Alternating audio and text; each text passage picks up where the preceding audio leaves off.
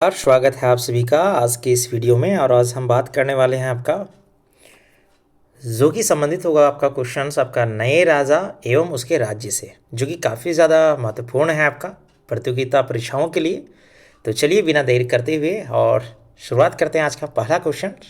और आज का पहला क्वेश्चन ये है आपका कि किस प्रदेश पर शासन को लेकर त्रिपक्षीय यानी संघर्ष चल रहा था आपका। तो वो किसके लेकर के चल रहा था आपका। तो यहाँ पे ऑप्शन ए दिया आपका बंगाल आपका, ऑप्शन बी है आपका कौन सा आपका अवध है आपका, और ऑप्शन डी कौन सा आपका यानी ये ऑप्शन सी आपका कन्नौज, और ऑप्शन डी आपका माणिकखेत। तो जो इसका जो सही आंसर होने वाला है, तो इसका सही आंसर कौन होगा आपका। तो इसका हो जाएगा कन्नौज। कौन हो जाएगा आपका कन्नौज। और कन्नौज को लेकर के त्रिपक्षीय संघर्ष यानी देखा जा रहा था रजाओं में उस समय। चलिए अगला क्वेश्चन ये है आपका कि अगला क्वेश्चन ये है राष्ट्रकूट वंश की स्थापना किसके द्वारा किया गया था। तो राष्ट्रकूट वंश की स्थापना किसके द्वारा किया गया था आपका। अमोघवर्ष के द्वारा, कृष्ण प्रथम के द्वारा, दंतिदुर्ग के द्वारा, या गोविंद तृतीय के द्वारा। तो यहाँ पे जो इसका जो सही आंसर हो जाएगा, इसका सही आंसर हो जाएगा कौन सा आपका यानी डी यानी दंतिदुर्ग के द्वारा। किसके द्वारा किया गया था, दंतिदुर्ग के द्वारा। अब देखिए यहाँ पे क्या हम लोग तीन राजवंशों के बारे में पढ़ेंगे। सबसे पहले राष्ट्रकूटों के बारे में देखेंगे, पाल वंश के बारे में, ठीक है, पाल वंश और प्रतिहार गुर्जर। ये तीनों राजवंशों से काफ़ी ज़्यादा जो महत्वपूर्ण क्वेश्चन जितने बन सकते थे वो सारा इसमें हम लोग कवर करने वाले हैं। और ये आप प्रतियोगिता परीक्षाओं के लिए तो आपके लिए महत्वपूर्ण है, लेकिन और जानकारियों के लिए काफ़ी ज़्यादा आपके ये महत्वपूर्ण है। तो अगला क्वेश्चन देखते हैं। अगला क्वेश्चन ये है आपका कि एलोरा और एलिफेंटा गुफाओं का निर्माण किसके द्वारा करवाया गया था आपका। तो एलोरा और एलिफेंटक जो गुफा है वो किसके द्वारा निर्माण कराया गया था, कौन से राजवंश के द्वारा। तो यहाँ पे ऑप्शन डी हो जाएगा यानी राष्ट्रकूटों के द्वारा कराया गया था। किसके द्वारा था आपका, राष्ट्रकूटों। और एलोरा गुफा और एलिफेंटा ये आप महाराष्ट्र में देख सकते हैं। चलिए उसके बाद अगला क्वेश्चन ये था आपका कि माणिकखेत किसकी राजधानी थी। तो माणिकखेत जो है वो किसने राजधानी बनाया था आपका, राष्ट्रकूटों ने बनाई थी, या पाल वंश को शासकों ने बनाई थी, या गुज्जर प्रतिहारों ने, या फिर माणिकखेत। तो माणिकखेत तो ऑप्शन में क्वेश्चन ही पूछ रहा है कि माणिकखेत किसकी राजधानी थी आपका। तो यहाँ पे ऑप्शन ये हो जाएगा यानी राष्ट्रकूटों की राजधानी कहाँ थी आपका, माणिकखेत थी आपका। कोई दिक्कत नहीं होना चाहिए। चलिए यहाँ पे देखते हैं अगला क्वेश्चन ये आपका कि पाल वंश का संस्थापक कौन था आपका। तो पाल वंश का संस्थापक कौन था आपका। तो यहाँ पे सिंपल आंसर हो जाएगा गोपाल। कौन हो जाएगा आपका, गोपाल, ठीक है। और गोपाल का बेटा नाम था आपका धर्मपाल। चलिए उसके बाद देखते हैं अगला क्वेश्चन आपका है कि पाल वंश के शासक किस धर्म को मानने वाले थे।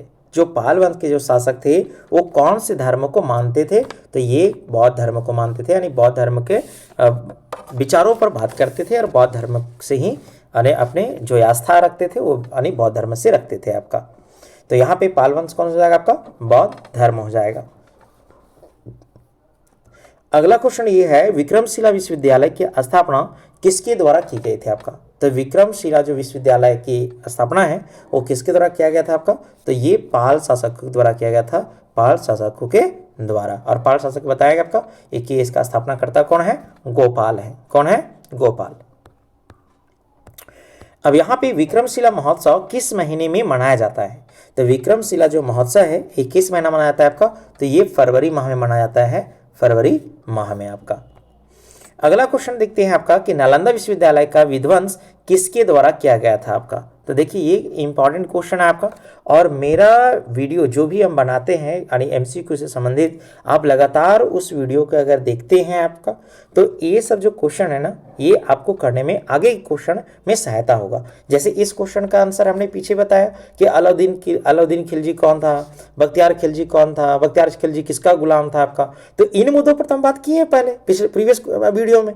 तो आप अगर मेरा वीडियो अगर देखते हैं, लगातार अगर देखते हैं, तो ये सब जानकारियां आपके लिए क्या हो जाएगा, आम हो जाएगा। तो देखिए यहाँ पे क्या हो जाएगा आपका।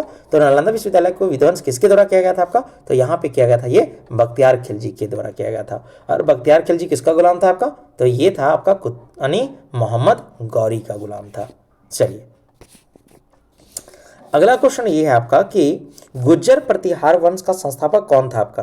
तो गुज्जर प्रतिहार वंश के संस्थापक कौन था आपका, हरिश्चंद्र था। कौन था आपका, हरिश्चंद्र। तो यहाँ पे कोई दिक्कत तो नहीं होना चाहिए आपका। चलिए अगला क्वेश्चन देखते हैं आपका। अगला क्वेश्चन ये है आपका कि पाल, राजकुष्टों एवं प्रतिहारों के बीच किस स्थान पर अधिकार को लेकर त्रिपक्षीय संघर्ष हुआ? आज का मेरा पहला क्वेश्चन यही था आपका कि वह तीन जो था आपका, तीनों के बीच में त्रिपक्षीय संघर्ष जो हो रहा था वो किन क्षेत्र को लेकर के हो रहा था आपका? तो यहाँ पे जो ऑप्शन हो जाएगा वो हो जाएगा बिल्कुल यानी सी यानी कनौज के लेकर के हुआ था आपका। किसमें? आपका पाल में, राजकुष्टों में और गुज्जर और प्रतिहारों में। चलिए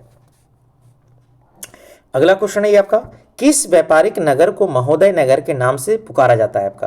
तो किस नगर को महोदय नगर के नाम से पुकारा जाता है आपका? तो यहाँ पे हो जाएगा ऑप्शन नंबर बी, मतलब कनौज को। किसको? कनौज को। चलिए अगला क्वेश्चन ये है आपका कि चोल वंश का संस्थापक कौन था आपका? तो चोल वंश का संस्थापक कौन था आपका? राजेंद्र प्रथम, राजराज प्रथम, विजयालय या फिर राजेंद्र द्वितीय? तो इसमें कौन हो जाएगा आंसर? तो इसका हो जाएगा चोल वंश का जो संस्थापक था आपका वो था आपका कौन? विजयालय। कौन था आपका? विजयालय। उसके बाद अगला क्वेश्चन देखते हैं। अगला क्वेश्चन ये है आपका कि 14 नंबर, कौन से चोल शासक ने संपूर्ण श्रीलंका पर विजय प्राप्त कर ली थी आपका? बताइए कि भारत में चोल का शासक हुआ आपका और वो संपूर्ण श्रीलंका पर कब्जा कर लिया था उस समय आपका। तो वो व्यक्ति कौन था आपका? तो इसका जो आंसर हो जाएगा वो हो जाएगा राजेंद्र प्रथम। राजेंद्र प्रथम। ठीक है, बहुत ज़्यादा महत्वपूर्ण है और इम्पॉर्टेंट भी है। चलिए यहाँ पे क्या है, अगला क्वेश्चन ये है आपका कि महेंद्रपाल का अभिलेख झारखंड यानी महेंद्रपाल का जो अभिलेख है वो झारखंड के किस स्थान से प्राप्त हुआ है? तो ये इटखोरी से प्राप्त हुआ है। कहाँ से आपका? इटखोरी से। और इटखोरी आपको पता है, इटखोरी में माँ भद्रकाली का सब यानी प्रसिद्ध मंदिर है। और इन क्षेत्रों झारखंड में एक त्यौहार, एक महोत्सव भी मनाया जाता है जिसको हम लोग इटखोरी महोत्सव कहते हैं। और ये फरवरी मंथ में चलता है, यानी शुरुआत फरवरी मंथ में होती है आपका। 19, 20 और 21 को रहता है आपका। तो पूछेगा महेंद्रपाल का अभिलेख कहाँ से प्राप्त हुआ है आपका? इटखोरी से, माँ भद्रकाली के प्रांगण से। चलिए काफ़ी महत्वपूर्ण प्रश्न है चतरावासियों के लिए और ये चतरा जिला में पड़ता है इटखोरी। चलिए अगला क्वेश्चन देखिए, यहाँ पे है कि पाल वंश का शासन पूर्वी भारत में कितने वर्षों तक बना रहा आपका? तो पाल वंश का जो शासन है वो पूर्वी भारत में कितने वर्षों तक बना रहा आपका? तो 4 वर्षों तक यानी 400 वर्षों तक बना रहा आपका। कहाँ पे? ये पूर्वी क्षेत्रों में। अगला क्वेश्चन ये है आपका कि किस शासक के शासन के बाद चोल वंश का पतन हो गया आपका? तो पतन शुरू होना चालू हो गया था आपका। तो ये था राजेंद्र प्रथम। और राजेंद्र प्रथम प्रतापी राजा था। आपको बताया था आपका कि ये इन्होंने श्रीलंका को भी छोड़ा और श्रीलंका पर भी कब्जा कर लिया। चलिए अगला प्रश्न देखते हैं। अगला प्रश्न ये है कि झारखंड के कौन से स्थान पर गुज्जर प्रतिहारों का शासन रहा था आपका? तो झारखंड के कौन से स्थान पर गुज्जर प्रतिहारों का शासन रहा आपका? तो इसमें जो ऑप्शन हो जाएगा वो ए हो जाएगा। कौन हो जाएगा? ए, मतलब छोटानागपुर के क्षेत्रों में आपका। उसके बाद अगला क्वेश्चन है आपका कि चोल साम्राज्य कितने प्रांतों में बटा हुआ था? तो चोल साम्राज्य कितने राज्यों यानी कितने प्रांतों में बटा हुआ था आपका? तो 6 प्रांतों में बटा हुआ था। कितने आपका? 6 प्रांतों में बटा हुआ था। कौन? चोल साम्राज्य। उसके बाद अगला क्वेश्चन है आपका कि चोलों के शासन में वारियम किसे कहा जाता है? तो वारियम पता है चोल में किसे कहा था आपका? तो स्थानीय प्रशासनिक व्यवस्था को वारियम कहा जाता है। कहाँ पे आपका? चोरियम के शासन यानी चोलों के शासन के समय आपका उसको क्या कहते हैं आपका? वारियम। और वारियम क्या होता है? तो स्थानीय प्रशासनिक व्यवस्था को ही कहते हैं क्या आपका? वारियम। चलिए अगला क्वेश्चन ये है आपका कि चोल शासन में शूद्र वर्ग के बड़े भूस्वामी को क्या कहा जाता है आपका? तो चोल शासन में शूद्र वर्ग के बड़े भूस्वामी को क्या कहा जाता है आपका? तो यहाँ पे हो जाएगा मध्यस्थ्य या बल्लाल या नगरम या उर। तो इसको कहते हैं बल्लाल। क्या कहते हैं आपका? बल्लाल कहते हैं। तो इसका आंसर हो जाएगा आपका बी नंबर। उसके बाद अगला क्वेश्चन है आपका चोल शासन में व्यापारियों की सभा को क्या कहा जाता था आपका? तो चोल शासन में व्यापारियों की सभा को क्या कहा जाता था आपका? तो यहाँ पे ऑप्शन दिया आपका मध्यम, सभा, नगरम या उर। तो यहाँ पे ऑप्शन नंबर हो जाएगा सी यानी उसे कहते थे नगरम। क्या कहते थे आपका? नगरम। अगर आपको वीडियो अगर अच्छा लग रहा है तो लाइक करें और हमारे चैनल को सब्सक्राइब कर ले। चलिए आगे देखते हैं।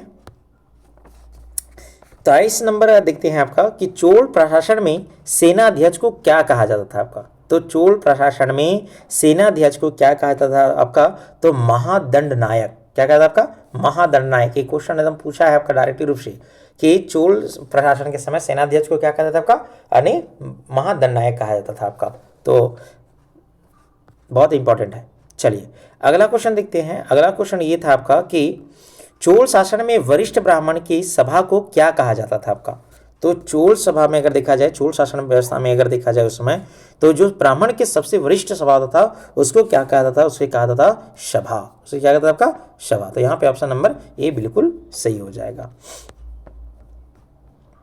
उसके बाद अगला क्वेश्चन है आपका कि इनमें से किसके पास एक बड़ी नौसेना थी आपका। तो यहाँ पे क्वेश्चन पूछ रहा है आपका कि बताइए कि वह कौन सा राजवंश था जिसके पास बहुत बड़ा क्या था आपका, यानी सेना थी, नौसेना थी जो पानी में गमन कर सकती है आपका। तो यहाँ पे जो ऑप्शन हो जाएगा वो सी हो जाएगा। कौन हो जाएगा, सी, यानी चोल यानी शासकों के पास। किसके पास आपका, चोल शासकों के पास। और राजेंद्र तो बताया, राजेंद्र प्रथम चोल वंश का ही था आपका, क्योंकि ये पास नौसेना क्या था आपका, बहुत ज़्यादा था। और आपको पता है ना कि श्रीलंका क्या आपका, श्रीलंका के चारों तरफ देखा जाए आपका तो पानी पानी, लेकिन नौसेना की वजह से श्रीलंका पर भी उन्होंने क्या कर लिया, यानी कब्जा कर लिया था। ठीक है, तो ऐसे भी दिमाग में याद रख सकते हैं, राजेंद्र प्रथम ने कर लिया था। चलिए यहाँ पे अगला क्वेश्चन है ये आपका कि अगला क्वेश्चन ये पूछ रहा था आपसे, इनमें से किस शासकों को चोल वंश का सबसे शक्तिशाली और प्रतापी माना था आपका। तो वो कौन हो जाएगा आपका, तो यहाँ पे एक था आपका यानी राजेंद्र राजा यानी राजराज प्रथम। कौन था आपका, राजराज यानी प्रथम पता प्रतापी, उसके बाद फिर ये हुआ था आपका राजेंद्र प्रथम। चलिए अगला क्वेश्चन ये देखते हैं आपका कि चोल कालीन यानी नाडु आधुनिक काल की किस प्रशासनिक व्यवस्था के समान थी आपका।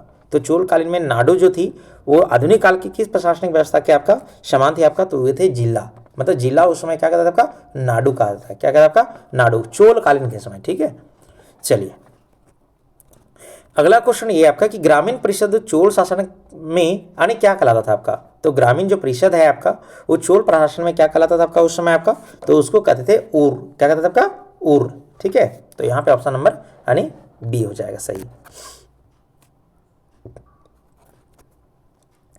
फिर यहाँ पे क्वेश्चन अगला है आपका 29 नंबर आपका कि सेना की टुकड़ी का नेतृत्व करने वाले अधिकारी को चोल प्रशासन में यानी क्या कहा जाता था आपका, तो उसको कहते थे नायक। क्या कहता था आपका, नायक। हाँ, लेकिन जो सर्वोच्च अधिकारी होता था, जो सबसे बड़ा अधिकारी होता था, उसे कहते थे महादंड नायक। तो ये याद रखिएगा, यहाँ पे टुकड़ी का बात किया है, क्या बात किया आपका, टुकड़ी का, तो इसलिए यहाँ पे नायक। और अगर पूरा सैनिक का अगर पूरेगा सबसे बड़ा अधिकारी तो उसको कहते थे महादंड नायक कहते थे आपका। तो यहाँ पे कोई कंफ्यूजन क्रिएट नहीं होना चाहिए आपका माइंड में। चलिए अगला क्वेश्चन ये आपका कि प्रसिद्ध बृहदेश्वर मंदिर का निर्माण किस शासक द्वारा करवाया गया था आपका। तो प्रसिद्ध जो बृहदेश्वर मंदिर का निर्माण है वो किस शासक द्वारा कराया गया था आपका, तो यहाँ पे ऑप्शन नंबर हो जाएगा ए नंबर, यानी बृहदेश्वर मंदिर का कराया था चोल शासक के द्वारा। किसके द्वारा, चोल शासक के द्वारा, राजराज प्रथम के द्वारा। अब यहाँ पे क्वेश्चन ये हो जाएगा आपका कि अगला क्वेश्चन ये आपका है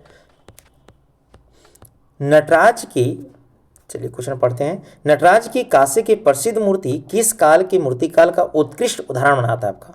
तो ये अगर देखा जाए आपका तो ये चोल कालीन का आपका है, जो नटराज की मूर्ति देखिएगा आपका कि डांस करते हुए छवि को अन्य बनाया गया है, जो कि कांसे का है। किसका आपका है, कांसे का। तो ये कब बना था आपका था ये, तो ये चोल कालीन का समय का है। कब का है, चोल कालीन का।